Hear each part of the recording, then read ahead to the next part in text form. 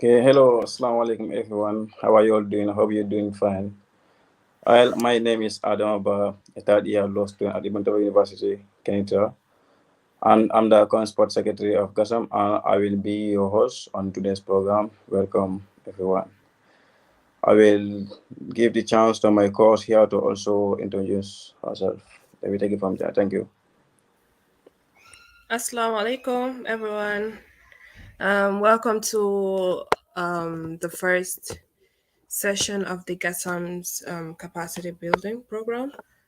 My name is Halimatu Sadieba. I'm a fourth year pharmacy student at the Faculty of Medicine and Pharmacy here in Rabat. I'm also a general member of the GSAN community, that is the GASAM Special Awards Night committee. Yeah, I'll be your co host here today also. And thank you for having us. We'll give it back to my co-host here to introduce our guest. Okay, thank you so very much, Alima, for the introduction. Now we will let our honorable guest here to also introduce himself. Welcome, sir.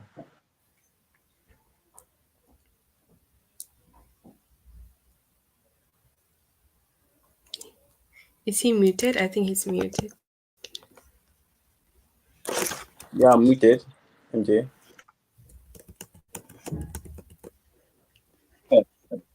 No,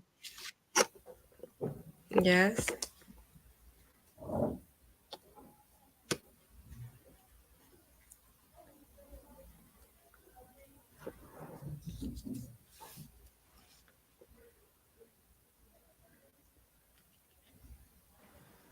You're not audible, can, MJ. We're not hearing you.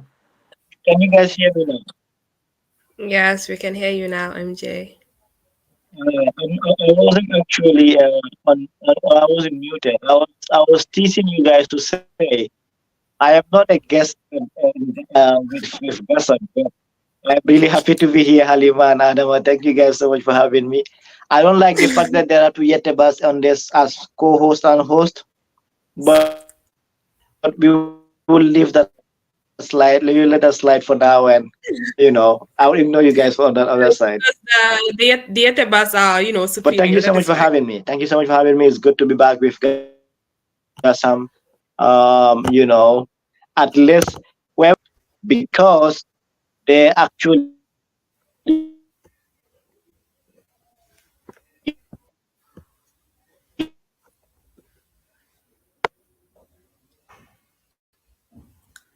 having me. None of the other executives have ever reached out for me to join any of the activities.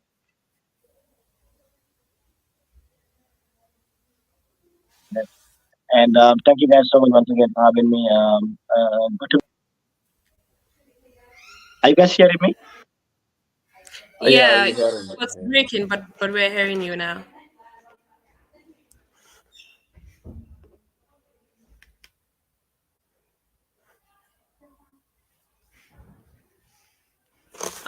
Okay, MJ, can you hear? I think he is done. Thank you so very much, MJ, for that wonderful presentation. Like you said, KJ and her team are doing great. So yeah, guys, welcome once again on the first season and first episode of Gaston Capacity Building. Uh, So the this internet program. is. I don't blame it. There are two Yetebas on this call. So It's you. It's you. It's because of there you. That is the The internet there are two is bad. Yetebas. There are two Okay. Yetebas on this call. I did not expect anything more than anything worse than this. But I hope it is better now. Yeah, Yes, we we can are hear hearing you. you We're hearing you. clearly. Awesome. I was saying thank you guys so much for having me, and I was thanking KJ's executive for actually being the executive that had me since I left. I don't think anyone has reached out since I left. So, but also, we've been following in the background. You guys are doing amazing, amazing, amazing work. Not only to the executive, but because we have all built Kasam in such a way that general members, non-executive members can just initiate ideas and do the amazing things you guys are doing. We are always happy when we look back and see the things you guys are doing. Congratulations. Thank you very much, MJ, for those wonderful comments. We really appreciate, and we are really glad to have you here with us today. Like I was saying, welcome once again for the first season and first episode of Gasam Capacity Building. This program initiative aims to enhance the skills and knowledge of our esteemed members by inviting accomplished professionals from various fields to share insight on personal and academic development on the term communication and presentation skills. Today here with us, we have a bigger fish. We have the big man. We have one of Gassam's greatest asset in the form of a MJ, probably known as MJ, obviously. Yeah, he's the man most of us know without even getting to see him. So we know not everyone can have that. There's always a great significance behind the story. He's he's an Gassam icon, obviously. So, well, speaking of Gassam, I will give us a brief introduction about Gassam. Obviously, we all know, but then these are just some media department protocols we cannot forgo, and maybe some non-Gassamians who might be watching this show with us. So, as we all know, GASAM is the acronym for Gambia Student Association in Morocco, which came into existence on the 25th of November 2004, with its sole purpose of bringing all students in the kingdom under one umbrella to strengthen the bond. Bangse Ampasa, that's GASAM for you. So, but then, before we proceed, I will give the chance to my coach here to also give us a brief introduction about the program. Thank you. Okay, thank you very much, Adama. Like you said, you mentioned we invite professional, accomplished professions to share their expertise on capacity building. So I'm just going to touch on the capacity building itself. It is a process of developing and enhancing the skills, abilities, instincts and resources that individuals, organizations, and communities need to adapt, survive, and thrive in a continuously changing environment, right? We know that capacity building, it encompasses a wide range of activities, from training and skills development. We have skills like how to communicate and like present yourself in a way that will leave a lasting impression on people, right? So which brings us to our topic today: communication and presentation skills. Yeah. So hopefully with with what we'll take from here today from the expert himself, MJ, we'll be able to enhance, and enhance our overall effectiveness and achieve lasting and meaningful impact on people in our workplaces and communities as well. So yeah, with that, we'll let the man himself or knowledge with us, on how to deliver clear and confident presentations, effectively communicate. MJ. Um, I don't know what you guys mean by the man himself. I would pretend I did not hear that. But for those who are watching, I am Mukhtar Jalo. One time Kasam Piaro and one time Kasam President and all the other things we did in the kingdom. But I'm happy that because like I said, we did not. This is not the first time I'm talking about it. We are happy that members accepted our ideas and then they push and then they make it what it is today.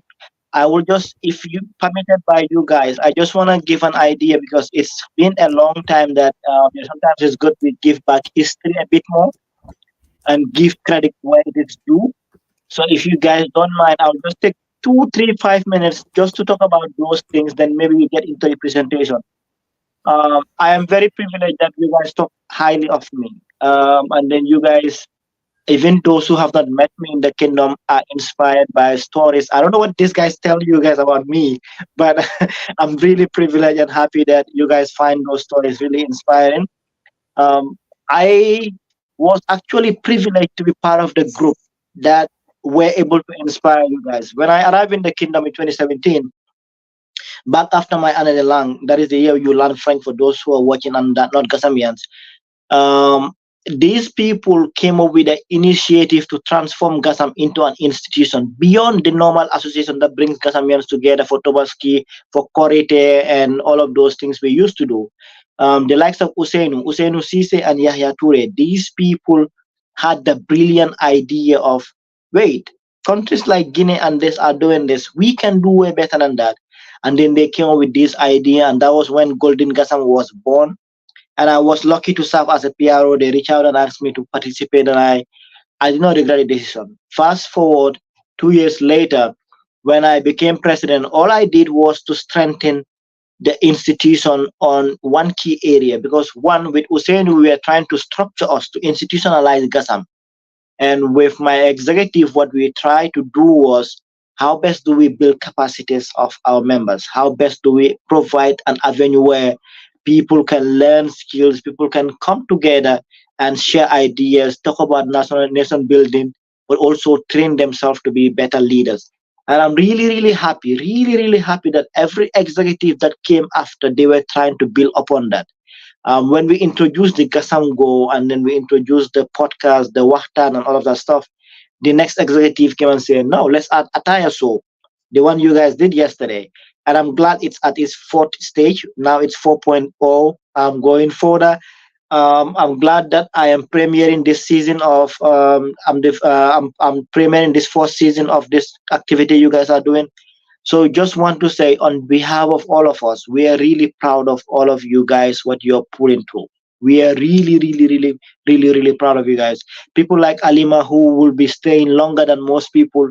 Thank you for continuing the spirit. Thank you for pushing it. And thank you for continuing to inspire these people because you guys were inspired the day you came and you continued that story to inspire you 4 years, 5 years into your journey in Morocco. Malik Job, KJ, obviously your president. You know, Gassam will be 20 years this year, and we are really proud of the things you guys have managed to pull through, despite how crazy and ridiculous it is to study in Morocco, to live in Morocco, and despite all these things you guys are pushing in. So thank you guys so much for all you do. This is more than the 5 minutes I asked for, but you know, I'm happy to go into a presentation, and I would like Sablai to project my presentation. If by oh yeah, I think I can go into my presentation, right? Alima and Adama. Sorry. Thank you so very much, Mutar, for that reminder. I mean, it's more than 5 minutes, but like we are happy to have it. It's a pleasure to get to hear some of these past stories. So, like you said, now you know, right now, currently people ears are itching. We can't wait to hear your scintillating presentation. We know if there's any man out there who can do this best, is you. If there's any man out there who can stand in front of people and talk confidently, like that's you. So right now, I will advise everyone to gather a pen and a paper, you know, to come and take the tips, myself included, so that you know, I know by the end of today, by the end of this program, we'll all go home with something because this man here is the right man for the job. So without any further ado, Mr. Jallo, je vous donne la parole. So yeah, you can So start. thank you so much, Adama. You're really doing your best that I don't pull your ears as a yet after this. So I will let that slide. But so when Abdullah and the team approached me, um, they gave a lot of expectations, man. You guys want to have, and I look forward to the time that I am able to satisfy or give you at least the bare minimum. So with the long topic and the focus, I've streamlined it to mean to for me to look at only effective communication and presentation skills. I wanted to look at things that you guys can make best use of as students away, and maybe anybody watching online they can equally learn from it. But you know, I streamline it to mean effective communication, which you guys will be doing on a daily basis, but also look at presentation skills, which most of you will end up doing if you're not already doing it in your schools. So I hope these are thematic areas that really cuts across. Next slide. So on this, I am looking at the presentation outline. I'm actually looking at how do I make sure you guys understand communication and communication skills. This will be the first area we will look at. And in this, we will look at the definition of communication and what communication skills entail.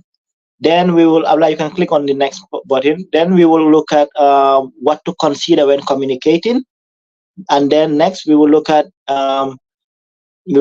understanding presentation and what skills to possess when presenting. And finally, we will look at a conclusion of what we have said to recapitulate everything we discussed. Um, so, what is communication? This is something that most of you know. I'm not going to bore you with the definition. It's a simple one. The Oxford Dictionary will just define it to mean, the imparting of or exchange of information. Sorry, guys. Let me just do this quickly. Um, voila. So, the Oxford Dictionary will just simply define it to mean the imparting or exchange of information by speaking, writing, or using some other medium. Basically, whatever you do on a daily basis, as long as it is with people, it means you're communicating. And if you do business management, for example, in high school, you'll be told how there are three channels or there are three things involved in sending messages. But the ultimate goal is to get a feedback, and that feedback can come in different ways. So when you are trying to exchange information, like I'm doing with you guys right now, or you're in the street in the market buying fruits, whatever you're doing, you're actually trying to exchange information, or you're trying to instill knowledge, or trying to inspire change on somebody. What you're actually doing, you're communicating, and that can be in the form of oral, like we're doing speaking. It could be in the form of writing, which now in modern day generation, it includes also all the graphic design and all of those things you discuss forms under that kind of formal setting. Or otherwise, you can choose to, in fact, use other mediums like the ones I'm discussing now and better classify them. So this is the definition of communication. Apply next. When we look at what we call communication skills, we are looking at all the abilities, the art actually, and everything you need to give and receive information, right? So this is what we refer to as skills. So basically, skills here will mean, and for the purpose of this presentation, skills will mean what you possess, the abilities you possess to meaningfully communicate with people or effectively communicate with people. And those communication, what are you trying to communicate? You're trying to communicate ideas, right? You're trying to communicate feelings. You're trying to project updates or whatever. This is what you mean when you talk about communication skills. So it's a set of abilities you will have, or a set of considerations you'll put in place to let your message flow naturally, but also make sure your intended goal is attained. So this is basically communication skills, right? So I've laid down things you want to consider as skills or as ideas or things you want to consider fully well when you communicate. Next slide, please. So in here, I've identified 10 areas or 10 things to consider when you're communicating, right? And the first one is purpose. In here, I wanted us to clearly understand that when you want to communicate with anybody, make sure there is a purpose.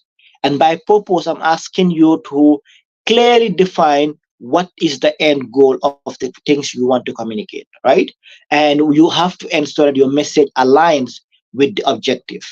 This helps the conversation focus and productive. So, for example, when I say today you are going to Manal, let's say you're going to Manal. Some of you who live in, I don't know which city are you living in?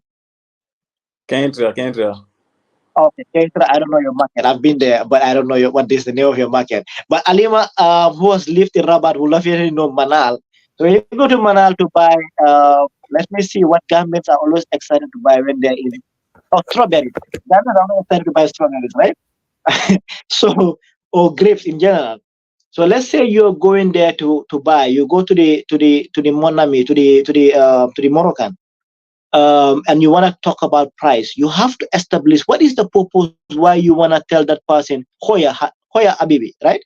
So before you say the Hoya, you want to talk to him about what is the price. You want to talk about kilos de combien, right? Those things you want to communicate. Those things. So the purpose there is you want to communicate and make sure you buy at a reasonable price. That is the purpose why you engage in that, man. That's the reason why you want to communicate. So establishing a purpose before you speak is the basic foundation of communication.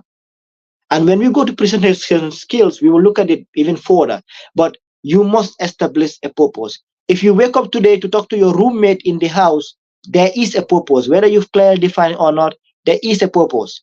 But when you want to talk about conflict communication, you must establish it in your head clearly before you even open your mouth. That is why sometimes you hear them say, think before you talk, right? That is where it comes from. Think what you want to communicate and then communicate effectively. Next is clarity. Clarity is another bedrock. So all of these are extremely important and most times they are interlinked. So when we talk about clarity, you have to make sure you are able to clearly articulate your message or to ensure that it is easily understood by your audience. In the case of a presentation I am doing right now, um, I should not use any jargons if I know it will confuse you. It doesn't make sense. When I can easily speak normal English and you understand, why should I be using jargons? Probably I don't even understand how they're used, right? And then I'll be embarrassing myself that I'm using subject verb agreements that never aligns. So clarity, it's key. You have to be clear in the way you communicate. So what clarity does is it makes sure that your communication doesn't actually have a feedback problem. Remember, when you communicate with people, you're looking for feedback. In this case, your feedback is of either two ways. Either they are oral, like if you're talking to me and I tell you, oh, Adam, how are you feeling today? You're like, I'm doing good, I'm okay. That is the feedback you're giving me, right? That is one. But I can equally tell you, Adam, how are you doing? You just do this gestures, you know, or if I'm talking, you're nodding your head. This is the feedback you want to know that the person is actually understanding what you're saying, but also the person is clearly understanding whatever you're trying to transmit. And your goal is to make sure that whatever you communicate, they understand. And the only way you know they understand is when they give you a feedback. So make sure your message is clear because then you will get a clear feedback, right? And the next one is active listening. This I will talk about broadly. Active listening, listening is the best ability you can have as an older person, and as a person in general. When you are able to focus your listening skills, when you are able to listen attentively to others, what it does, it shows people that you are genuinely interested in what they are saying. Remember, communication is two ways. Munnawa, but then also if I want to get feedback, I must give equal respect to the person for me to listen to them. Right now, the two of you and anybody who listening or watching online, you're listening to me attentively. If I give you the floor to speak, I have to equally show that interest and listen to you guys. Because then also you will understand, oh, MJ is interested in listening to what I have to say. If I have a question, MJ is interested in helping me find a solution to my question. If I have a query, MJ is willing to listen to understand what my query is about and help me understand it better. So communication is always two ways. And the first way is for you to speak, and the other way is for you to listen. And listening is what will save your life. We'll talk about it more going forward. The next one is actually empathy, right? Empathy is another element, and then it goes side by side with listening. What empathy does is it makes you connect to the person the most, but they go side by side with the listening skills. For example, today, if let's say we're not praying for anybody, let's say your relative passed away, right? A neighbor runs to you, and then it's like, the person is talking to you. Let me give an example. Let's say the person comes to you, konde ki dena, lol de garauna, right? And somebody else come to you, ndeysaan sigil leen ko waaye sigil leen ko massa yal na ko yàlla yërëm xare ko aljanna. For those of you who speak Wolof, what this is doing is the two scenarios. Who will you want to show your emotions more? The one, if you are the one who is briefed. So who will you really believe they really meant what they are saying? Obviously, it's the person who came to you and then, telling you, Master, why, Master, Sigilenko. They're talking to you in a tone that is very understanding. They're talking to you in a way that respects you and everything else. This is what you do. So empathy is the way you communicate your emotions to the person listening to you. Okay? So today, if I come here and speak to you guys rudely, you will all sign out and leave. All of you. If I come here and speak arrogantly, all of you will not even pay attention. Maybe Adama and then Halima will only stay on because of courtesy. Banyu stay online because we don't want to embarrass him. That's the fact. But most of the times you don't even care whatever I have to say. You don't care because I have not shown you that I am empathetic to what your situation is. And this is important for you people or for us, our generation. One thing we fail to do is when people come to tell us our problem or their problems, we don't show empathy sometimes, uh, and then what you fail to understand also is empathy goes side by side with listening. Okay, so for example today, let's say some one of your colleagues come to you and tell you, hey Fayuma, I have not paid my rent for 2 months, stipend is not over long overdue, my family cannot afford to send me money. And instead of listening to you, I'm equally telling you my problems from the onset. I'm not even listening to you. But I am looking at you in a way you're yeah, I'm a problem in Morocco. What you are doing is you're pushing the person away. The person will never come back to you. And one thing you fail to understand also is sometimes they're not even asking you for money. They know your conditions. They know you don't have money, but they just want to speak it out. They just want to make sure they take it out. So what they expect from you is just listen. Listen completely. And back to listening, I want to give an example. Maybe the person is watching. Somebody gave me a very life saving, and I appreciate up to date. He's a Gassamian. Back in 2017, when I visited the person in Fez, we were talking for a long time, and the person looked at me and said, MJ, you're amazing, you're smart, you're supportive, you're all of these things. But you know what your problem is? You don't listen. And up to date, whenever I talk, even in public for a long time, I want to reflect and say, hey, am I listening to what this person is saying? Because I realize listening actually is what gives you empathy to people. Listening is what makes people want to talk to you. Listening is one way of learning. There's no better way of learning than listening.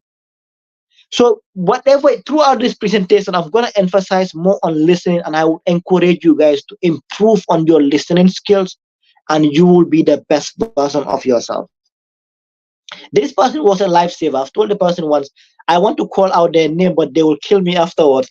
And they are Yeteba, obviously. So Sadia and then Adama, the person is a Yeteba. But they were very quick, and I appreciate up to date that they were able to put me aside and tell me, MJ, listen more. And I've never regretted ever not being able to listen.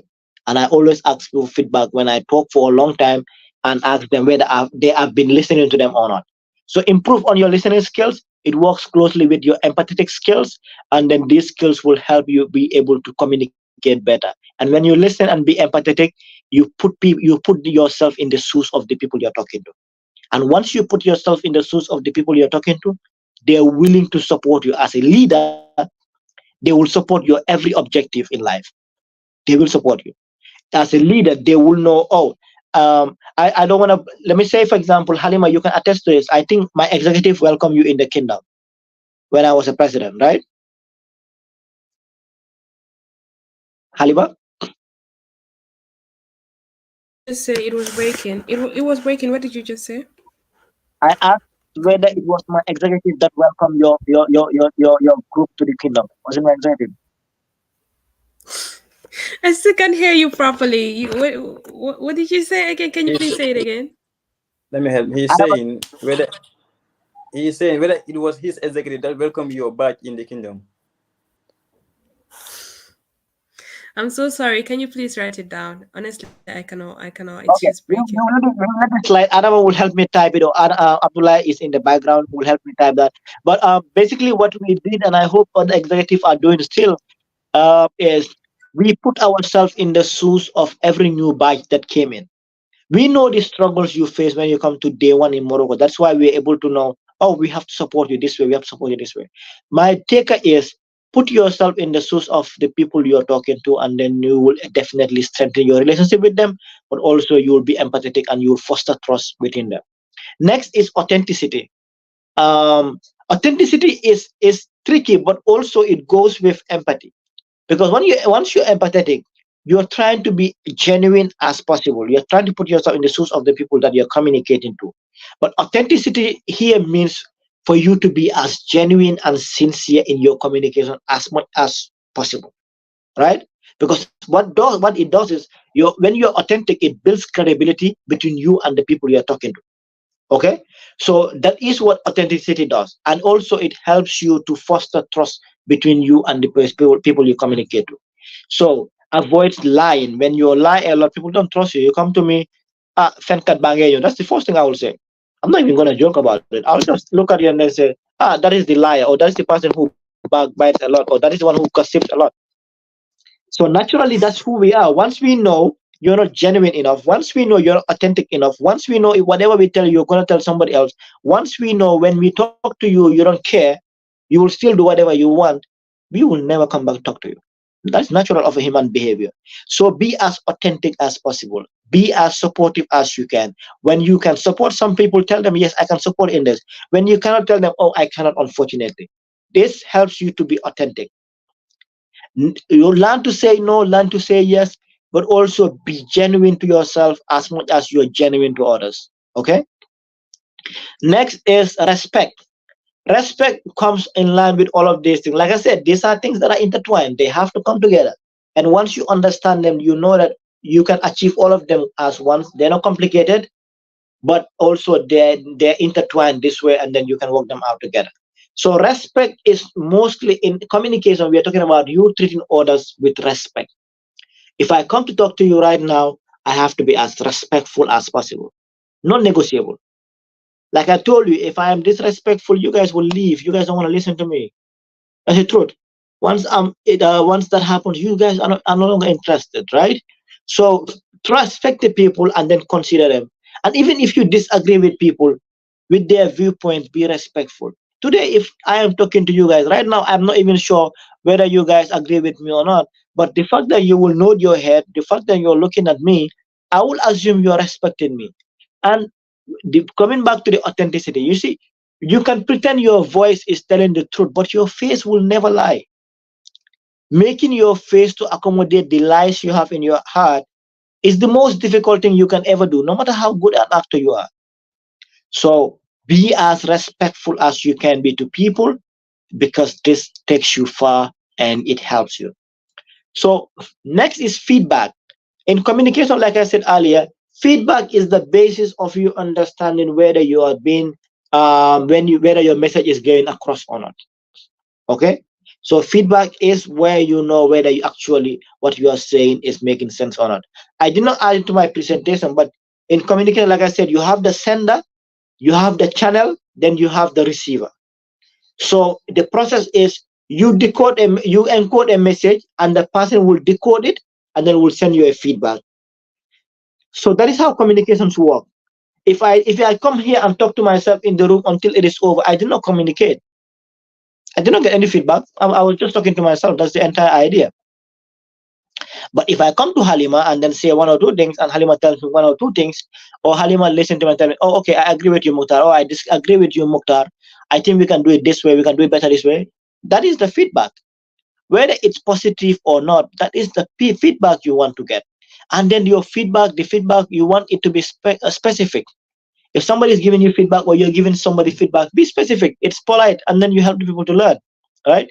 Make it actionable and focus on helping others to improve. Today, after the presentation, I can reach out to you, all of you. Hey, how did I do with my presentation? Uh, Mukhtar, it was good, but I think you were over talking. Oh, it was good, but I think you did not speak a lot more on this point. Oh,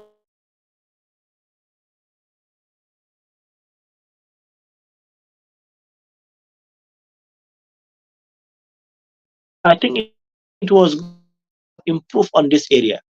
This is you being respectful instead of. I apologize. Um, Guys, my sincere apologies. I had a phone call. I forgot to put my phone on do not disturb mode. Adama, can you confirm you can hear me? Yeah, yeah, Yeah, I'm yeah, we hearing you. can hear Yeah, you. no It's problem. okay. All right, thank you guys so much. So that is me getting feedback, right? So basically, this is very important Yeah. in whatever you do. Get feedback. It's important in the middle of your in the middle of your conversation. And once we go into presentation skills, you will realize when and where you will need feedback to help you improve yourself. Okay. So adaptability is key. Um, Adaptability is one of the best, also second or third best in this list features you have to get. Adaptability means how you are able to easily navigate when the tides have changed. See that way. Today I come here and I present or prepare myself on communication. Only for the last minute for you tell me, oh Mukhtar, we don't want you to focus on communication in this area. We want you to do on the other area. I am expected to be able to adapt in that situation. I'll give an example. I would have added on the representation example, but here I remember the first time I speak on radio. That was back in grade seven. I used to speak on assembly, and I was I do my best. So this time around, I was asked to go to the radio and talk about patriotism. But not only was that my first time speaking on radio, and that is already challenging in English, they said go and write it in, go and speak in Pular. I was like, wait, what? I have lived and grown in Manjai. My Pular has always been terrible. You don't expect me to go and speak good Pular, right? So what I did was I prepared and did all of those things. Man, I would go to the classroom and read it in Pular. They'll clap for me. You're doing good. I would go to the assembly just to prepare 3 weeks in advance. I went all the way to the radio. I was super nervous, sweating my entire uniform, only to be told 5 minutes before the show started, the topic has changed. We are going to talk about young people and this and this and this. I was like, wait, what? They're like, you have to speak now in this, and it has to be in Pular. I said, you guys are going. Then I cannot tell you even how much I was sweating. I think it felt like I was just from, taking a shower or swimming because I was soaking wet. But even the AC, this was formerly of KWT. I've paid my transport. I've come all the way to KWT in Fajara. And it was the worst day of my life as a kid. But luckily, I was able to speak on the topic. I think I spoke 3 times throughout the program, and I was speaking with adults who are in high school and in the university. And I had to adapt. They told me it was good afterwards from the feedback I got, but I can tell I could have done better. But I did not beat myself though. But the thing is, you have to be able to adapt. So one way of adapting very well is, I will advise you to work on your tone. Those are the things that don't over adapt on topics. That is a very terrible and a very, very way, because sometimes you don't need to know everything. And once you don't know, just say you don't know. But few ways I can tell you about adaptability that you can apply in real life is, if you come to somebody today and you want to scream at them, but once you listen to the area, you should be able to change your tone to adapt your tone to them. Okay? That is one way of adapting. If you know you're somebody who speaks very loud and you come to people who have hearing problem that when you speak loud it affects them, you should be able to change your tone to speak in a way that they can understand. If you come and prepare your presentation in, let's say, English, and you come to a community and you realize they only speak Wolof or Mandinka or the local languages, you should be able to adapt your message into the local language. If you have a message to deliver and you realize, oh, the person who is knocking on your door is a somebody who use sign language, person who is hard of hearing, you should be able to communicate in a way they will understand. If you tailor make your message for adults and then you come and realize it is children you're going to talk to, you should be able to adapt your message into a child-friendly version. This is adaptability in this case and in real life scenario. The example I gave you has two main areas. One is a total topic change, which can disturb you a lot, but also second one was a language change. And you should be able to adapt based on these things. You should be able to, for example, today I'm able to adapt. I made so I prepare my presentation on a laptop. I was supposed to be the one to coordinate with, I was supposed to be the one who change the slides and do that. Network did not allow us to do that. The internet was terrible on the laptop. We are using my phone now, and we are able to adapt that. Abdullah will do the shifting of the slides, and then I continue doing my presentation. And naturally, it feels it doesn't. I cannot feel the difference as much. Can you? So this is very many ways of you being able to adapt. Situations will change. No matter how much you practice, certain things will change. Adapt. And once you adapt, you will be able to do things naturally and you will be able to flow naturally. Apply next is openness. Openness goes side by side with adaptability because openness is when you are open to ideas. And this also works with your listening skills. You should be able to be open in your ideas in the sense that once you're open, it gives you ideas, it gives you perspective, and then it allows you to get feedback. Open communication encourages collaboration, innovation, and growth. So when you listen to people, ask them, oh, Mokhtar, blah blah blah blah, and then you're like, yeah, that makes sense. This makes real sense. I think our next time I'll work on this. This is what brings about these things, right? But also it pushes you to be very positive in mind. If anything negative comes to you, you can always think about it and then you will come back something better. Let me say the story of Newton, right? I think it's Newton. You science students can rectify me. When the apple fell on his head, he did not sit down and cry that an apple fell on his head. Or he did not become a yeteba and said, let me eat the apple. He did not. He could have sit down and said, ko Allah at the apple on He could have done all of those things. But then he was open to the sense that he was able to sit down and say, oh, it felt like that. Nothing happened to it. What changed? Then he was able to develop all of the theories around gravity, and then all of our understanding of gravity came subsequently into these ideas, right? So, similar to that, be open. No matter what negative things you get or negative feedback you get when you are communicating, as much as you're listening and being empathetic, take it as a way to grow your ideas. Take it as a way to explore new ways. Take it as a way to improve or motivate you to do something better. I don't know whether this makes sense, but please do leave your comments on question on the comment section. Adama and Halima will definitely relay them to me, and we'll discuss further. The last one you have to also look into is non-verbal communications. This we've already talked on already, but many ways of non-verbal communication is how you pay attention. That is again listening. So non-verbal cues will always fall on the body language of the person or the one you are talking to. It can focus on the facial expressions. It can be on the tone, right? So normally, emotions are things you cannot communicate orally. So you communicate them in a non-verbal way.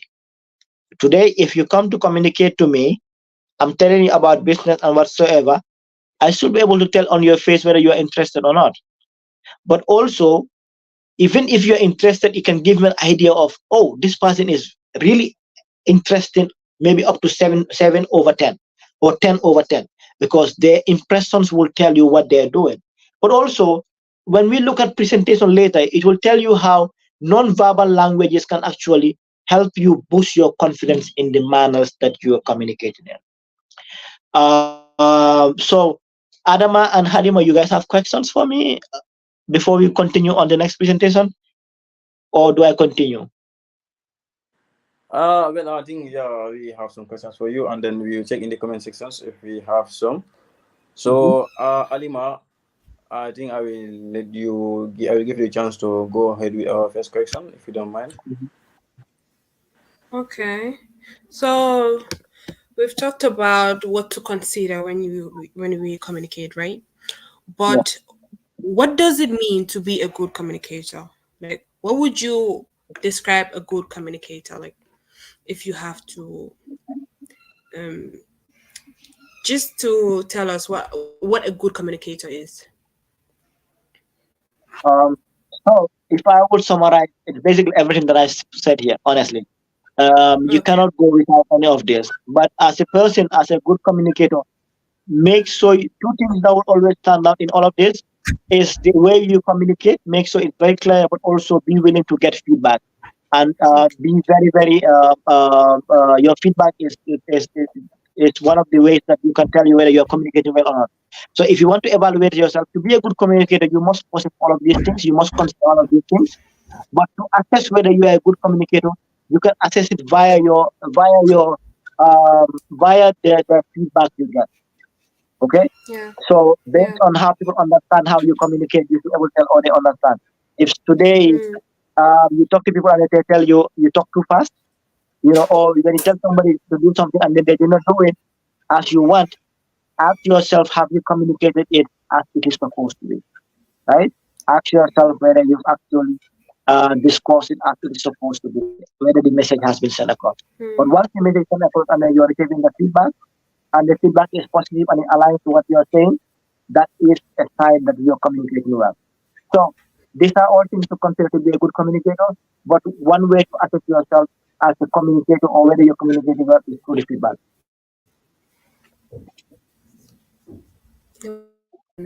Yeah, thank you very much. And you mentioned adapting, Yeah.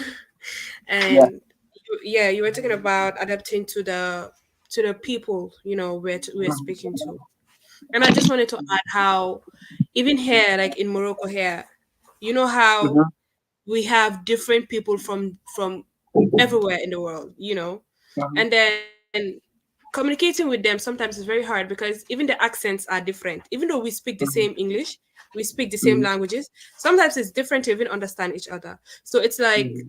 you learn to adapt, you learn to, you know let's say, if how accents are deeper than others. Some people have lighter accents, and alhamdulillah, for Gambians, for some reason, we're so lucky when it comes to accents. People just easily understand us when we speak, Mm-hmm. but for some others, they find it very difficult. So, and learning to just speak to the person with, maybe even if it's not going to be the exact accent they're speaking in, but like just trying to, to be able to connect with them in some way through the language, through speaking with them. You get what I'm trying to say? I Yes, know you yes, remember yes. exactly how it was. Even the Moroccans, it's very very difficult. Even their French, you have the Senegalese here, you have the Cameroonians here, you have everyone has different accents in French. So like you still have to adapt your French according to the people you are talking to. You get what I'm Yes, saying? So yeah, that was a yes. very, very good point there. Thank you very And much. to answer your point, remember, adaptability is a natural phenomenon. It's part of the seven characteristic of living things. I hope we all remember this in science. Yeah, So it's part of the seven characteristic how human beings naturally we have to adapt to situations, and this is no exception. This is no exception, yes. and it shows where your emotional intelligence is and how easily you can navigate these things. Thank you. Thank you. Yes, exactly. Right. Thank you. Adama, you can go ahead and ask your questions if you have any. Yeah, thank you very much, Alima. Just like what you are saying, adaptability. I think that one, is something that we all living in right now. We all experiencing it. So that tells how solid your this point is. We have to adapt to the situation. Like Alima said, we have, we have people who speak English, yeah, but like times their accents, it's just not the same as us. So we just have to try to adapt to the situation. So definitely, that's a very very good point. But my question will be, what are some ethical considerations to keep in mind when communicating in device setting? In what? In device setting. Oh, in diverse settings, man, there's a lot of things you have to consider when you talk in a diverse group, and it depends on also how diverse the group is, right? I will deal more on that when we go on the presentation skills. But naturally, when you're communicating, you want to factor in a lot of factors around. For example, today, if I'm presenting again, I'll bring back this back. Remind me about this topic when we're doing presentation skills. But naturally, I want you when you communicate with people consider a lot of things. If today I'm talking to a Christian who is coming to me to ask for questions and all of that, I have to be considerate of their faith, right? I should not say anything that is insulting to their faith. I can speak respectfully and put my points across without being insulting. But also, when I look at traditional cultures, I should also speak respectfully on them without being. So you have to factor all of these things. And the key ways of doing this is, luckily for us, the Gambians, we have the joking relationship that we can use and send the message across. I've done that many times and got my way out of it.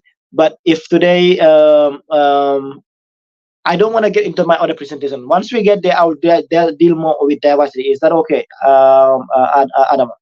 Yeah. That's very okay. And I think we just forge ahead there right now without wasting much time. I think we Okay. will just go to your another presentation. I will also remind the general members, please, to line up your questions. for Mr. Mutar here and get inspired. Yeah, so we can go to the next presentation. Thank you. Thank you. So we go next slide. You're bringing my slides first by phone. Please, yeah, go back. Yeah, go in front. Okay, it's coming this way. Fine, that's fine. That's fine. I thought I animated it very well to hide some stuff, but no problem. No, I don't worry. You can go back. Don't worry. Thank you. Thank you. Okay.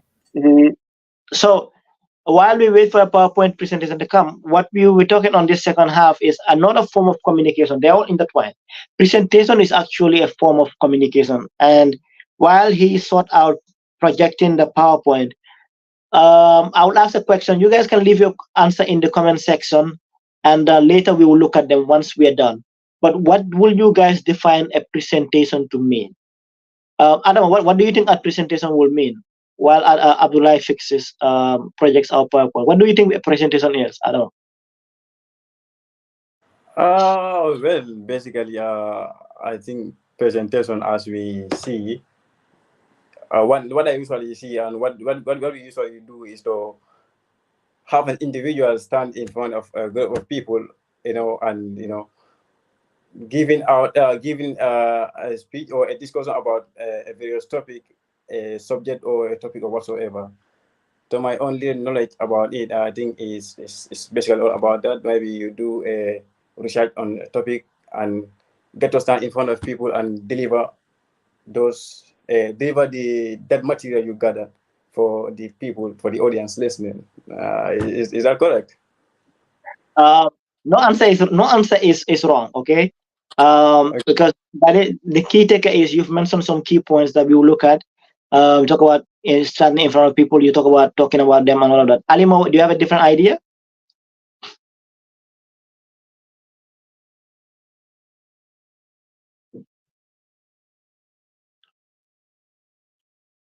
Halima, I'm sure she's eating. Sorry, I didn't know I was muted. Sorry. What Well, exactly did you ask? I was asking whether you have a different opinion to Adama's point. What a presentation is. Or what a presentation is? Yeah. I think it's similar to what he said. It's basically Okay. just presenting your presentation, as in, yeah, like be able to deliver your message Uh, clearly, and so that the other party can, you know, can, mm, like what you just said, the things we consider in communication, so that they'll be able to give you a feedback that they've understood what you're presenting to them, right? okay. Awesome. Awesome. Thank you guys so much. Those are really, really key points you guys talked about. And we'll do it quickly. So a presentation, next slide. A presentation is a demonstration. It could be a lecture. It could be a speech used to convey or introduce a new idea or a business product or a training like we're doing right now, or anything absolutely with the aim to inspire, inform, persuade, motivate an audience. A presentation must have a goal. I did not put it in my Right. early presentation, but I would always advise you put a presentation. What is your objective? For me, my objective for this is when we leave here, at least you have a basic understanding of how to better improve your communication skills as well as your presentation skills. That is my objective for this presentation. Make sure that you clearly define what is the goal. Is the goal of my presentation to inspire people? Is my goal going to be to inform them? Is my goal going to be to persuade them? Am I going to motivate an audience? What is the end result of whatever I am doing? For me here, I am I'm informing you rather. I'm not persuading you. Maybe later I will motivate you to be more confident in the way you speak, and maybe I will inspire some yetabas to stop eating a lot. But the basic bottom line is, you guys will definitely have one or two things to take away from this. So please note the following. Next, yeah. It is it is normally conducted in a formal setting. So presentation, communication is general, is the father and mother of everything else that comes within. But in presentation, especially in this way we present, it is normally conducted in a formal setting. Like the one we are doing now is not really formal. And you don't want to see what I wear underneath the shirt. But it can also be divided, or it can be delivered in any setting, such as a conference, seminars, classroom, online platform like the one we are using, etc. Okay, next.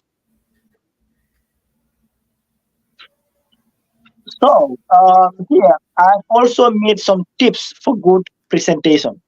They are kind of similar to the ones we discussed earlier, but also Yeah.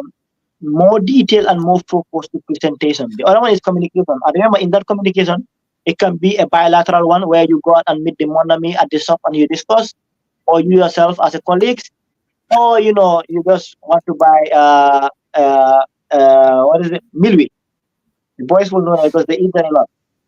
So you will have those things, right? And then those are the bilateral ones. Could be more than that. You go to a community communicate, and there are different ways of communicating, because it could be more than the presentation we are doing now, and it can come in different formats.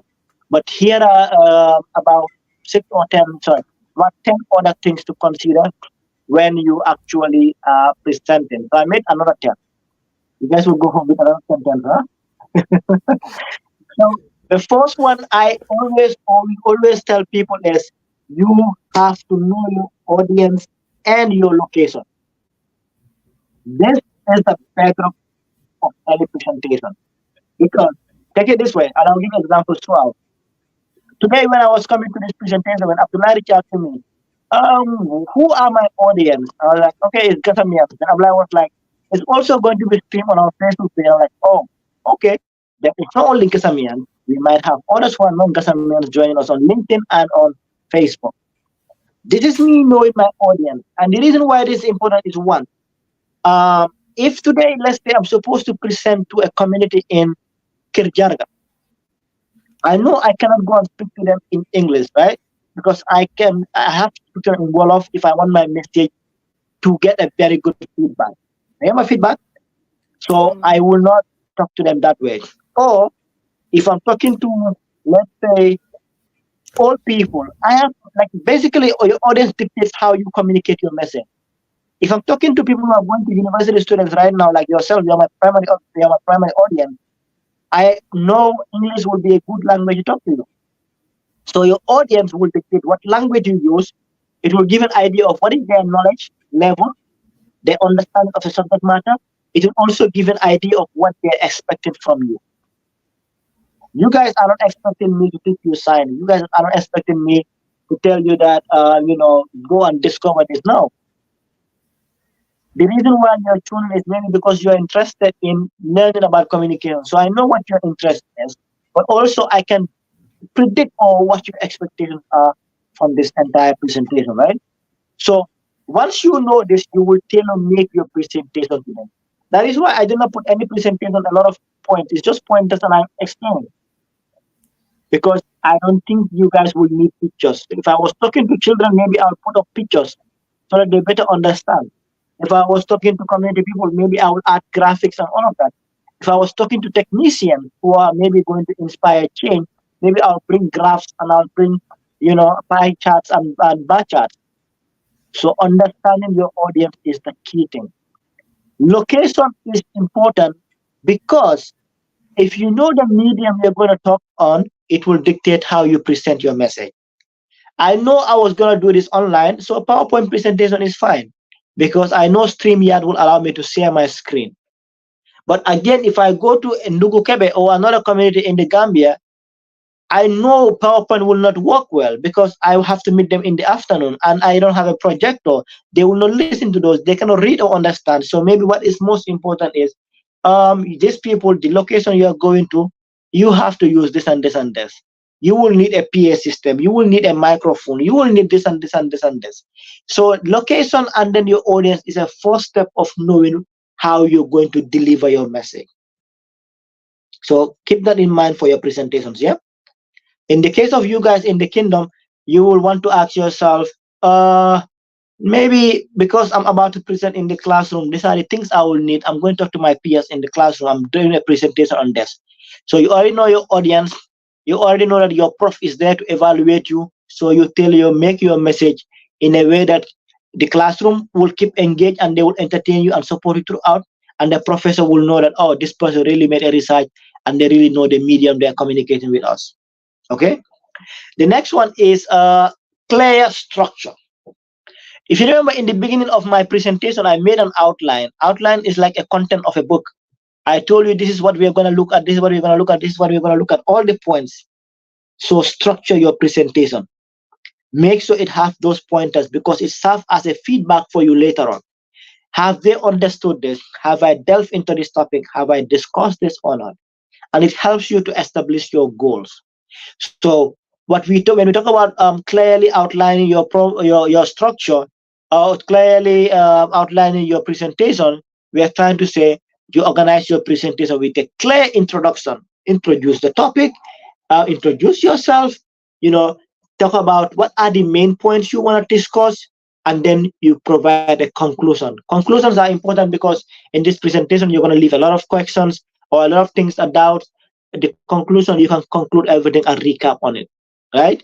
So for example, also you can use transition to guide your audience through, like I'm asking Abdullah to click next so that you see the next one come down by one.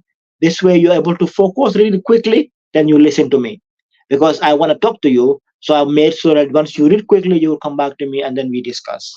Next. So the other one is, what is this? I said keep your audience engaged. Yes. So keeping your audience engaged comes in a different format, and I always want people to factor in two areas, right? When you are trying to keep your audience engaged, do two things. One is asking questions can be one, right? But also another way can be uh, you know, one of the other ways you can keep your audience actually engaged. Sorry, guys. I'm losing track here. So one of the other ways you can keep your audience engaged is actually asking them to ask you questions or asking them impromptu questions. That is you keeping them engaged. Or if your presentation will need some exercises, you can do that as a way to engage your audience. But always be there for them. And this I will link to public speaking. One of the best ways of keeping your audience engaged is eye contact. Okay, keep an eye contact with your audience. If you're a first-time public speaker, this is difficult because sometimes once you look at people in the eyes, you become nervous. So in public speaking, especially when you're speaking on a race platform, we trick it. We try to play a trick with the brain. So how you can fool people in general, making sure they believe that you're looking at them, is you look at them over their heads. Once you look at people over their heads, they will believe that you are looking at them. When actually you're not. You're just talking and do that. Another way to engage your audience is your body language will go a long way to making sure that they know you're actually paying attention to them. Okay? Because once at a time you're looking on your right, then you're looking on your left, you're looking in the center. This will make them believe you're actually you're actually listen engaging them. And once you point at them, please tell me this, please tell me that, those are all among the many ways you can actually engage your audience. Next, please. You come to my favorite tip. Practice, practice, practice. I cannot ever, or I will never be able to emphasize enough the reason why you have to practice, especially if you're a first timer. Today, people like me, I can stand anywhere in the world. I will speak freely. But guess what? I am always nervous. And this is not only me. The best public speakers, the best presenters in the world, like Obama and many others, they all get nervous. But you know what they don't joke with? They rehearse, they practice.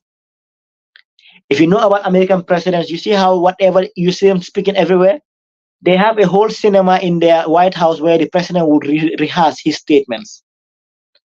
The president, if he's supposed to speak on a big podium, he will rehearse. He has people who ask him questions. Practice. You remember my story about the radio? I told you guys how I used to practice. My sister helped me with the plural translation. My classmates were there to tell me you are speaking too fast, too slow. And then also my assembly, I got feedback. In this modern day, make the best use of PowerPoint. PowerPoint has integrated a system where PowerPoint itself will serve as your coach. There's a certain, maybe I will ask Gassam, or Gassam can reach out on another time. We do a more in-depth present or other trainings I can conduct. Maybe that will be an intimate one between me and you guys directly, and not probably stream to the wall, where we can have an intimate conversation on some of these things. But you can activate the coaching system on PowerPoint, and it will tell you. You can put your presentation, you talk. It will tell you, oh, Mukhtar, you're speaking fast. It will tell you, oh, take your time. Oh, punctuate this. PowerPoint directly in real time. It will tell you, give you feedback as you present. You can move through slide by slide and you talk to it, and it will tell you do this and do this. In preparing this presentation, despite what you guys believe about me and how you guys are calling me the man for this presentation, I had to rehearse. I rehearsed for 1 hour, 20 minutes with my friend just moments before the program started. I was actually on StreamYard. Later on, the network went bad, but StreamYard was already almost ready with me on the computer. But I had a rehearsal with my roommate, not a roommate, my friend. We had a rehearsal for 1 hour, 20 minutes. He helped me even prepare for this presentation, right? So he was telling me, oh, you're talking too fast. He was telling me your example here can be more relatable to the other presentation. So I am not saying I am the best, so you use me as an example, but I know I have a good understanding of presentation. And if I do rehearse, even the last minute of this, you guys have to rehearse, practice. You will never regret it. Practice, no matter how confident you feel about something, practice. Those of you who are long in the kingdom will know I used to do a show called Dolel Downey online. Halima might remember I was doing that with Senabu Cham in Marrakesh. And before we even come live, we used to rehearse even the point when we will laugh. Yes. When we will want, because we are co-hosting, we will rehearse when this person has to laugh, when this person has to do this. That's how much we take it seriously. And Senabu and I, we are all seasoned public speakers. We were all seasoned public speakers. We will rehearse to know the sound. We will rehearse to know the light. We will rehearse to know the microphone. I left the microphone on the outside, but I even had wireless microphone for this conversation. So I had to test every part of my room, which is the next best place. In case this happens, where can I resort to? This place we are in right now is because I factored in case network is terrible, where can I come? But because I practiced and I also understood my situation, I realized if this happens, I have to make sure I buy enough data that if my Wi-Fi is misbehaving, I can tune into my official data. And we are using official data since the network has accepted to work fine. So practice as much as you can. Practice, because practice makes perfect. Okay. Next, this is when we say speak and present boldly. I cannot overemphasize this. If I come to you today and start speaking about public speaking, I'm like, Hanga, public speaking is when you come here or presentation, you put a PowerPoint here, and then you will not listen to me. I'm not showing you confidence. I'm not looking at you in the eyes. My eyes are all over the place. I am speaking slowly. My tone is all over this. You will not build interest. You're like Kihamud Lumowa. So if you listen to me, it's just maybe out of courtesy or respect, but you will not listen to me. Nothing of me will make sense. If I come to present in the classroom on a PowerPoint and I put my hands in my pocket, what will that say about me? It says I'm not confident. So you must be confident because you are trying to treat a matter. You're trying to discuss a subject. Remember the goal? The goal is you're either trying to inform, you're trying to inspire, you're trying to, persuade people, you're trying to motivate people. You cannot do this if you don't believe in yourself first. You must believe yourself. You must be bold enough to take up the topic. You must be bold enough to say, I can talk about this.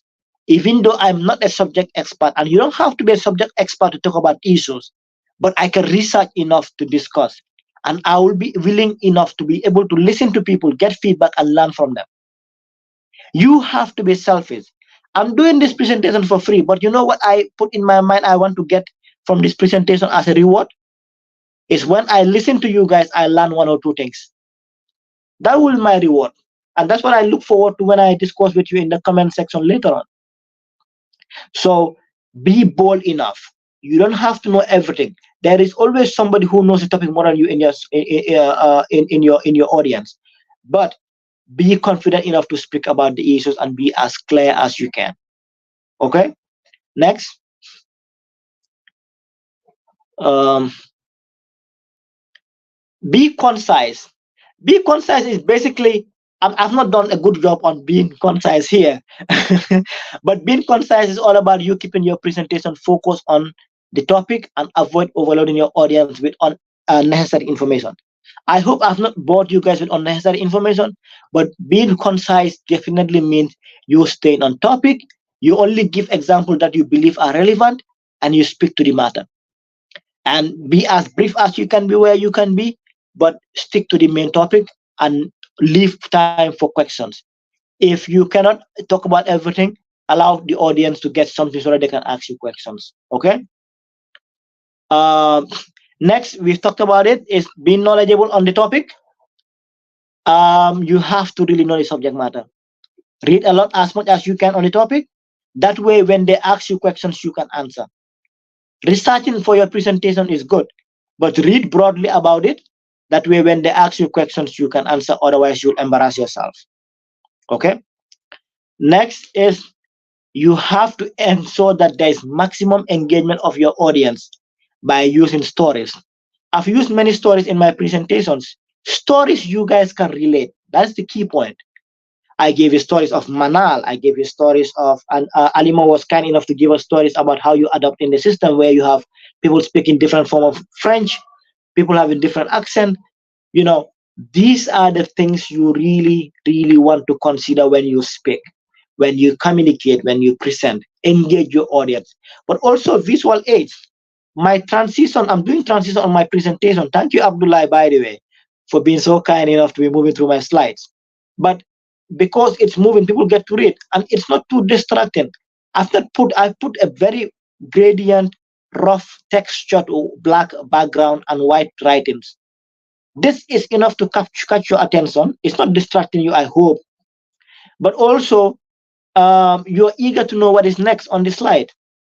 You don't know what I'm going to talk about. You don't know what my 10th point is. This is the ninth one, but you are able to sit through 1 to 9 because I made you curious, but I also made sure I'm asking you questions and I'm relating to things that matter to you. I'm giving you stories that you guys can relate better. I've given us stories about the women in our communities and everything else. So doing these things can also be good for your presentation. So if today you're presenting a topic in your classroom, how this can affect you guys is when let's say you're presenting about microbiology or whatever you're presenting in your classroom, when you talk about a problem, give a story that can relate the problem better. Because then you can, even when you're talking about the solutions, you can align it to your story and say, oh, today we're talking about, let's say we're talking about parasites and how they affect animals. You tell them, you give them an example, and you talk about how a yeteba who has a heart of cattle, will put all the cattle in one place, and then there's a disease infection that happens. It will affect all the animals. But if we have solutions, and the solution is we put all of these measures, this yeteba in the village, you remember the yeteba we talked about earlier? This yeteba can use this measure and protect all of his cattle because your story is good enough to relate the problem to the solution later. So in your presentation in class, when you're asked to present a problematic, they give you a problematic. If you define the problematic, if you can find a story that can relate to the problematic, and then when you have a solution, you can relate it back to the solution, please do it.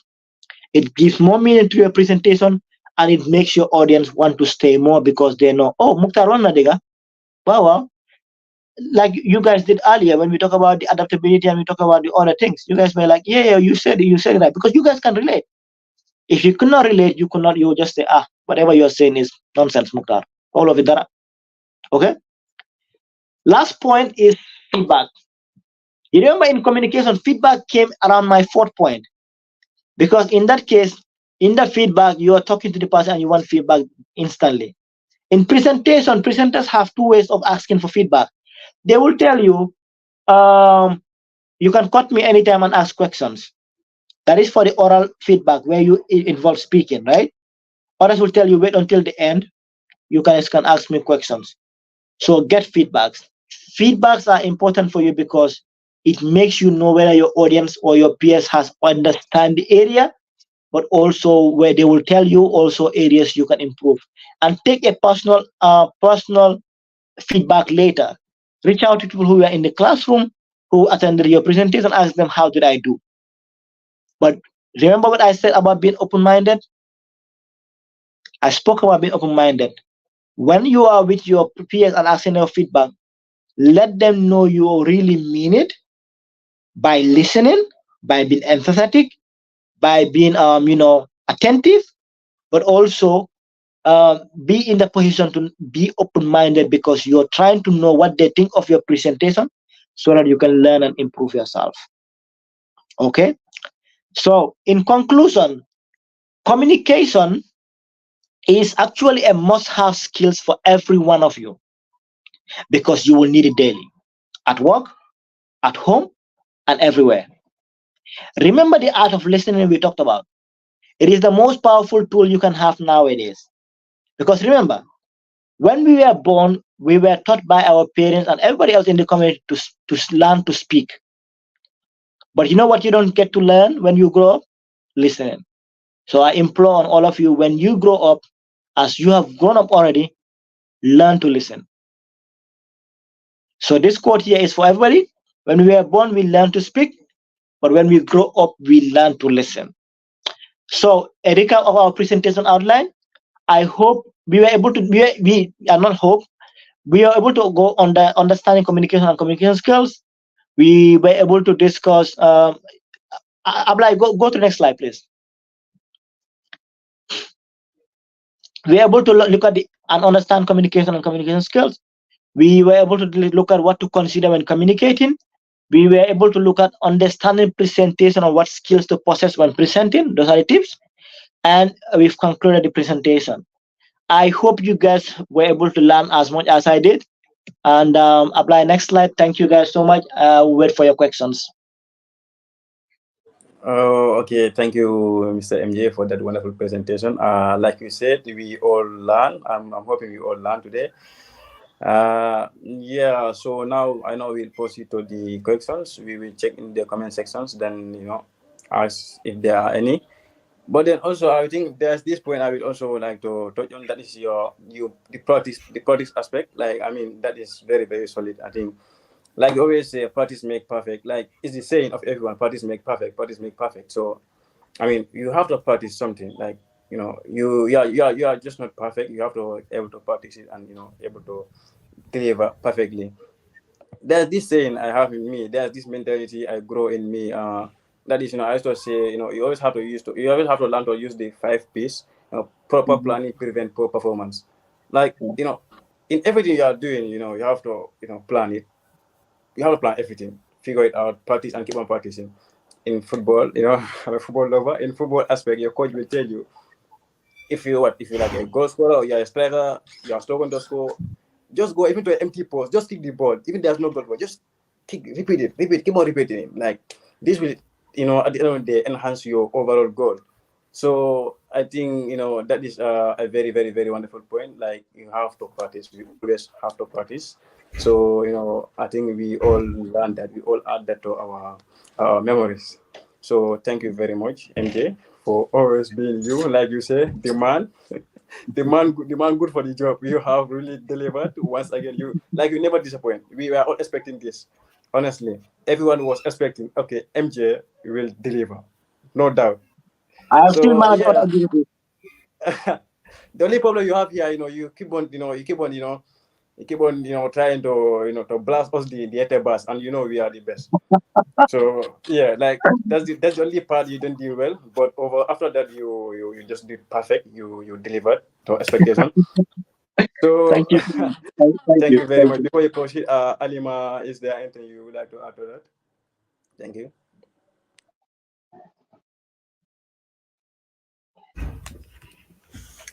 Thank you very much, Ado. You did say something about how MJ. You said something about everybody gets nervous when it comes to Even the most professional people, the people that have done it over and over again, they still get nervous, right? So like how do they deal with anxiety in such situations, like before and during presentations? How would you deal with anxiety? So that's an amazing question, by the way, and thank you for your feedback. Um, One, by the way, let me say that, and then I'll come back to animal question. As one of the ways to promote openness for you getting feedback is whenever you have been given a feedback, don't try to justify it. Remember, take feedback as a gift, okay? And whenever somebody gives you feedback, say thank you. Don't comment on it, don't justify. Whenever somebody gives you feedback, say thank you. That is the way you will learn, and that's how you encourage more people to give you feedback. And I will give you another example that my executive were doing, and I hope other executives are doing it. Is whenever we conduct an activity, we used to allow the general members to lead the activity, and after that we come back and sit down and we ask for feedback. And even when we were leaving office, we sat down once again as a team. We start, let's say Mukhtar. So the vice president will criticize everything about Mukhtar at the personal level. The secretary will criticize Mukhtar. It goes all the executive will criticize Mukhtar. Then we go to the vice president. Everybody criticizes the vice president. And because this is us giving you feedback for us to help, because we understood our role in GASAM was for us to develop the association, but also develop ourselves. So feedbacks are really important. To Alima's question, that's a wonderful question. And as people who have done public speaking for a long time, and I've also engaged with professional public speakers, some of whom were the ones who used to write for Obama. They still are my mentors. One of them is still my mentor. Uh, One thing you learn to understand is nervousness for anybody or for at least a lot of people lasts only 90 seconds. Nervousness lasts only 90 seconds. So what people do is they learn to cover that 90 seconds in their unique ways. Most people, they will use that 90 seconds to introduce themselves, if it is a podium or a stage, but also they take time the way they introduce themselves. And you will see that a lot. Take it from me, go back and watch as many speakers as you can. Even Obama. When they come on stage, they allow people to clap for them. That is them killing the 90 seconds. And then you will start see them when they after about to start, they will say, hello everyone. In the case of the Gambia, good morning everybody. You will listen to them to say good morning back. That is you killing the 90 seconds. And you can talk slowly in the introduction because you know how to say your name. You can just say, my name is Mukhtar. I am the Gambian student, and I've studied in Morocco before. I've lived there for a long time, and I've started. This is you before you get into the presentation. These are things you know about yourself. This is about yourself. Take your time in that. Once the 90 seconds has elapsed, I bet you with no one on stage. You're confident. All of you can bet, attest to that. Sometimes when you start talking, your nervousness is there, but before you know it, you're already talking, and then you continue talking. But remember, all of this also comes with the years of practice you have. Nervousness will continue coming, but you can never overcome it except when you learn to be able to fool it. You only fool them. You always nervous. So don't work on getting rid of your nervousness. Work on how can you overcome it and how can you hide it. And if it is your first time, ask a very good friend of yours to be in the audience. That way you look at the person until you know your nervousness is away. That's another technique you can use. Another technique is I'll give you three. One is practice as much as you can. Two is make the best use of the 90-second rule. The 90-second rule is actually proven. It's actually a proven rule. And then the third one is, get somebody you know in the audience to help you navigate. They can be nodding their heads, they can be cheering you up, and then they can be your point of reference. If looking at people in the audience will give you nervousness, you'll be nervous, look at them over their head. They will always believe you're looking at them when you are not, because this is how it's going to be, especially if it is on a race platform, it's going to be this way. So even if you're looking at their head, because for them they're looking up at you, they will think you're looking at them in the eyes. Does that make sense? Hmm. Yeah.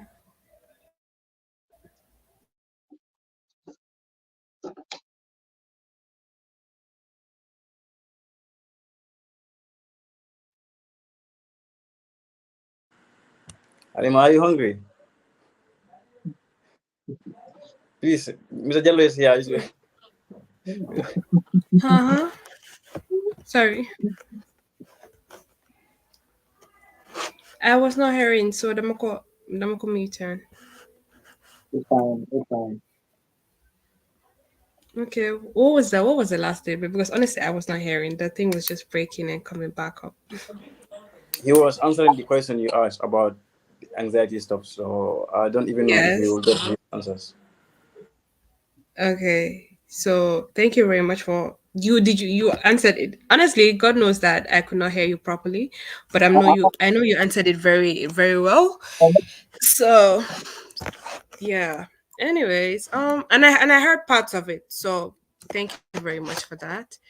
Do we say ask him more questions, or because it's almost time and I'm sure people would want to go pray and all.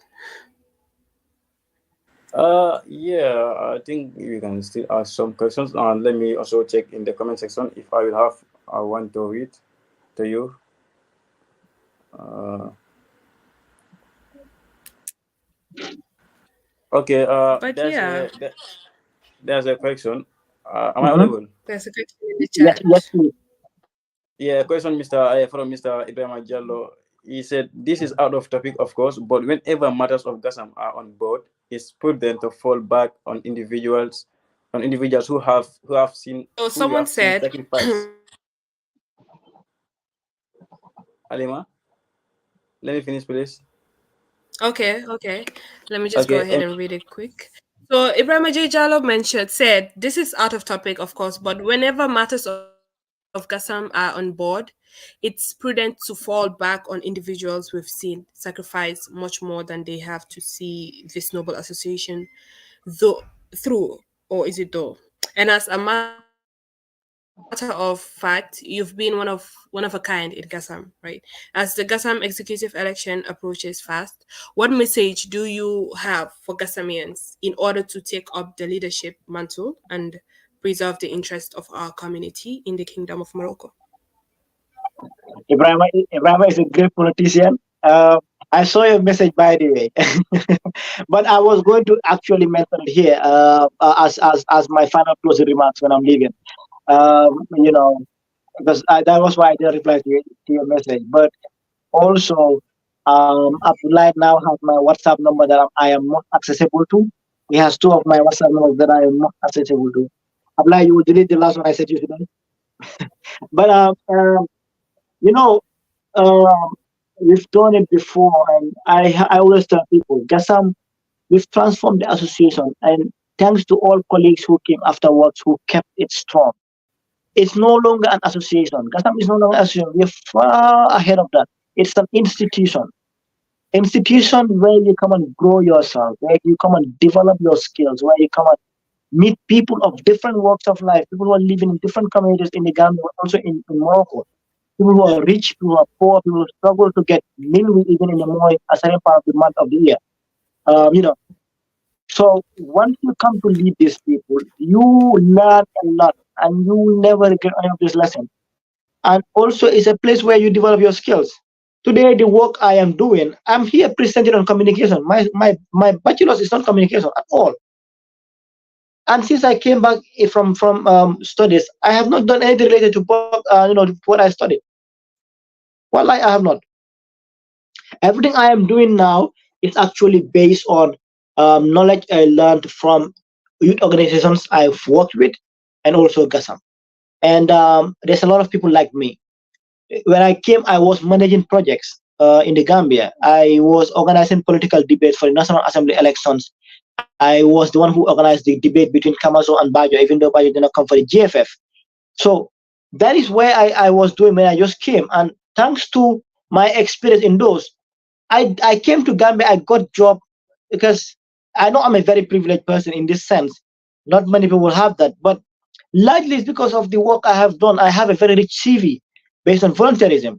When decided to come back home to the Gambia, I bought my ticket for Saturday to come back on Saturday, Friday morning, early morning of Saturday. On Monday, there was a job offer that needed somebody to fill in the position urgently. I applied. On Friday, I was emailed that I was shortlisted, and I was told that you have to be in on a face-to-face interview. We cannot do an interview online. I said I'll be in the Gambia on Saturday, so I'll attend the interview on Monday.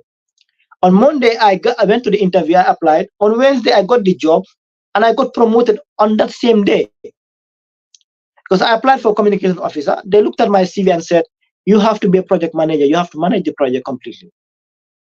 And I went on to manage the project, and I successfully managed it. From there, my second job, I was managing a whole TV station. I was managing Paradise TV and radio, and also a media company. So I was managing those three companies at the same time. I had over 51 staff under me, and they were all older than me. But that is because I allowed youth work to develop my career, and then I managed to support. Maybe you can cut this part, and later you can trim this part and show it as a motivation. I'm no longer gonna send a video. So basically, what I'm trying to say is use GASM as a way to develop your skills. Most institutions, yes, they will ask for you to 3 years job experience. They will ask for you for 4 years job experience. But again, a lot of those institutions will take your volunteer work as a work experience. A lot of them will do that. And when you want to go to Europe or other places to look for your masters and get scholarship, your extra curriculum activities are those that will count. Make the best use of them. So in this upcoming election, apply for positions. Apply for positions because you want to serve. Apply for positions because you want to learn. Apply for positions because you want to create a meaningful impact. If today I am able to leave a legacy since I came here, about 3 batches have come to Morocco. I've never met them, and they still kept knowing MJ, MJ, MJ. Man, I think it's because it speaks of the work we have done. But the work we have done was based on understanding of how we work together, having clearly defined principles and objectives. Okay? So please apply. Please don't wait for people to come to you and ask you to apply. Apply. You know, I don't know whether we have time. I could have given an example of how the last executive I led, how it came about. And we are successful because we planned. What happened was there's a group of people who came back and saw, oh, MJ, you took a break from your first executive as PRO, you didn't come to the next year. This time around, you have to come and lead. They persuaded me until when I agreed. But when I agreed to lead them, what I said was, let's form a team where nobody is going to be president, vice president, whatsoever before the elections. We will come together, develop our plans for the entire year and our systems. And once we do that, then we will have an internal election within ourselves to choose who is going for president, who is going for this. And I said, that is my only condition if you want me to lead this group. And we agreed. We came together, we designed all of the projects we designed, from Gasamgo to the website, everything you guys are doing today that you learned and love. We designed our program for the entire year in case we win the election. We designed the program in case we win the election, everything we will do. We started working on our budget, everything, way in advance. We worked with the previous executive before, then we changed the constitution as much as possible. We gave them the credit. We weren't even interested in the credit. We gave them the credit, let them take the credit of changing the constitution. And then when we came, we did the internal election. Then I emerged as the president, and then we contested as that team.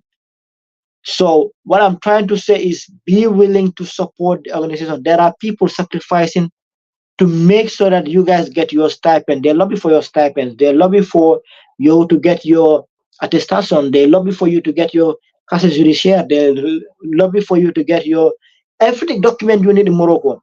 They sacrifice their time on top of their studies. Please do the same for the next incoming students. Please do the same for the next for as many more people as possible. Thank you. Thank you once again, Mr. MJ, for that brief and wonderful introduction.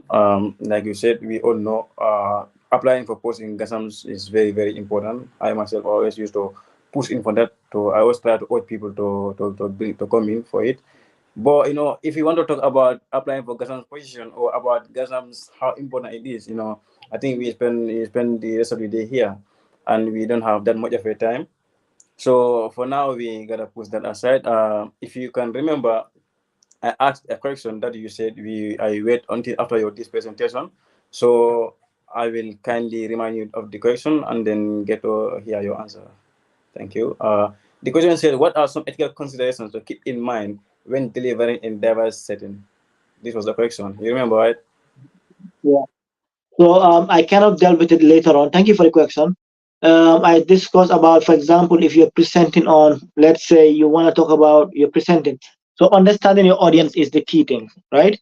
So once you know who your audience are, if it is a mixed religion, mixed faith audience, you want to avoid anything that is not related to the topic. As long as you're not speaking on Islam and Christianity, or you're not speaking on Buddhism and all of those stuff, focus on the topic. You remember when I said you have to be concise and speak onto the topic? This is the point where you have to. So once you do that, it will make sure it clears your ethical consideration. If you want to come and talk to maybe people, if you, let's say you're talking to people, let's say you're talking to people about malaria, why should you bring religion into it, right?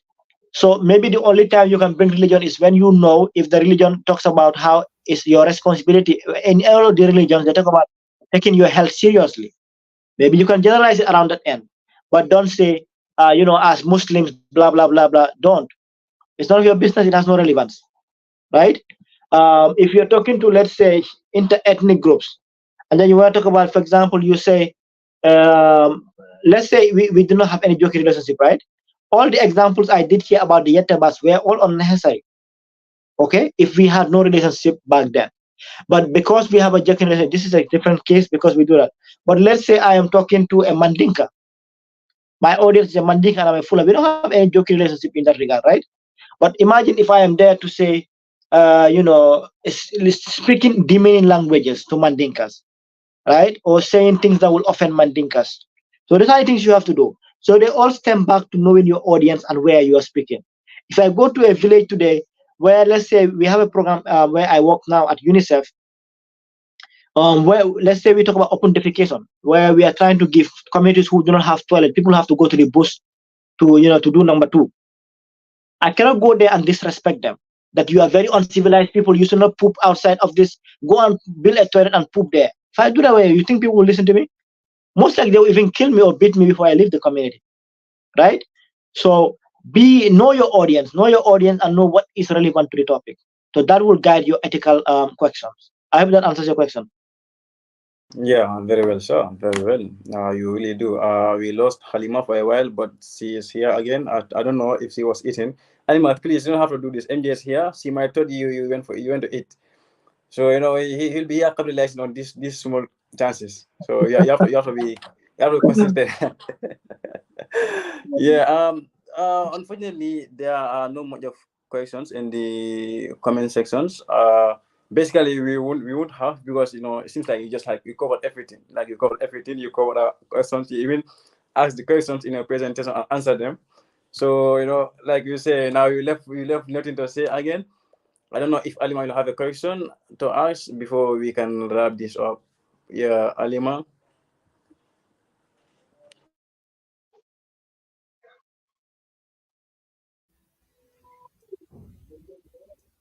Ada, did you say something?